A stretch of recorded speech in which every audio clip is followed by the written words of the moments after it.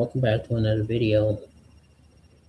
We got another one. This is WWE SmackDown vs. Raw 2011 was nearly perfect. I remember it was like maybe 2 or 3 years ago. I had a PSP, which I still got. It's like in the drawer. I was trying to get SmackDown vs. Raw 2011 for the longest time, like the PSP game disc. Turns out when I got it, I looked in my little gaming briefcase. I already had the game in there. So I got two SmackDown vs. Raw 2011 discs. Yeah, it took a while to get it too, because it was like $20 for the game, which was crazy because all the other games was like 10, 8, 5. You get it. Anyways, let's get right into it. Let me just say this right up front. I know this is going to be a hot take for some people, and I know some of you are already going to be typing in the comments, Tony, No Mercy's better. Here Comes the Pain clears. You're blinded by nostalgia. You know what? Maybe you're right.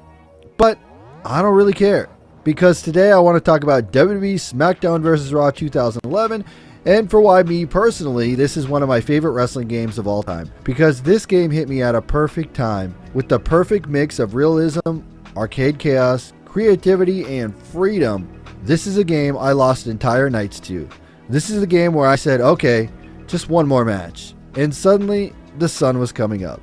This is the game where WWE games finally started feeling like a sandbox. And yeah, this is also a game where things started to change forever. So let's rewind. Let's talk about why SmackDown vs. Raw 2011 mattered to me, and why it still holds up, and why I will defend this game forever. SmackDown vs. Raw 2011 came out at a really interesting time. The so-called golden era of wrestling games were already behind us. No Mercy already cemented its legacy. Here Comes the Pain already happened. Shut Your Mouth existed, and those games were legends. But SVR 2011 wasn't trying to be those games, it was trying to move forward. You could stack tables, lean ladders, prop chairs, and create absolute chaos whenever you wanted. When something crazy happens, it felt awesome. Not because the game prompted me to or some action happened, but because I set it up myself. The feeling was insane. It felt like you broke the game, like you discovered something you were supposed to. That's when wrestling games are at their best. SVR 2011 didn't just give you weapons, it gave you freedom. Chairs weren't just chairs, tables weren't just tables, ladders weren't just ladders. Everything was interactive. You could turn any match into a highlight reel. Extreme Rules felt extreme. TLC didn't feel like it was scripted. Hardcore chaos felt natural.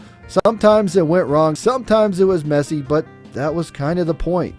SVR 2011 just feels good to play, because controls and the flow of the matches are the backbone of why this game works. SVR 2011 has one of the most underrated control schemes in the entire WWE game series. It's not flashy, it didn't really reinvent the wheel, but it just feels right when you're playing it.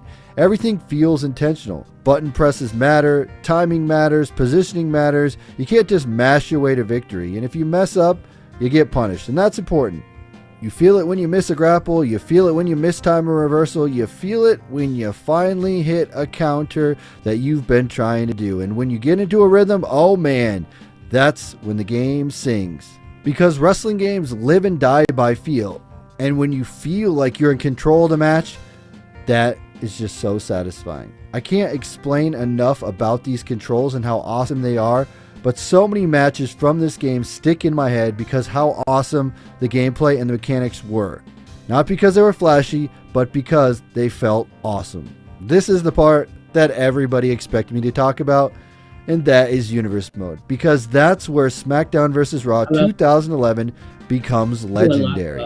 This was the first Universe Mode, and it wasn't perfect, but it didn't need to be. For the first time, WWE games stopped being about isolated exhibition matches and started feeling like a living wrestling world. Universe Mode was literally at the main menu, part of the exhibition matches. You weren't just picking a single match, you were going into the universe. Rivalries formed organically, championships changed hands unexpectedly, tag teams broke up without warning. Sometimes this game made no sense, and somehow that made it feel more real. Right. You'd boot up the game and you'd think, alright, what's happening tonight? And you didn't know. Universe Mode trusted your imagination. didn't spoon feed your stories, it You let get, momentum those do the people work. have to pick. WWE 12 might be the most perfect universe mode that they've ever done, but SVR 2011 is definitely one for the ages. This was the first time they did it, and I think they did it really awesome. They made it part of the core game, so it was the ever-evolving WWE Universe. If you did something in an exhibition match, it would be part of the universe, and I think that's really, really cool. It makes the game living and breathing. And honestly, without Universe Mode, I don't think this game ranks as highly. And this is where SVR 2011 becomes more than just a game for me, because this wasn't just something I played. This is one of the first. Okay, I think we get the gist. Yeah, bro, we gotta. Oh, y'all gotta go watch a video. I would say go play SVR 2011, but how would you do that? I mean, you could get a PSP and play it that way. I got a PSP, but my PSP makes that motor noise. Yeah, yeah, you get it, you get it. I could stand through it for about an hour, maybe 2 hours, and after that, I was like, I ain't like it. Anyways, thank y'all for watching. I'm gonna see y'all in the next one.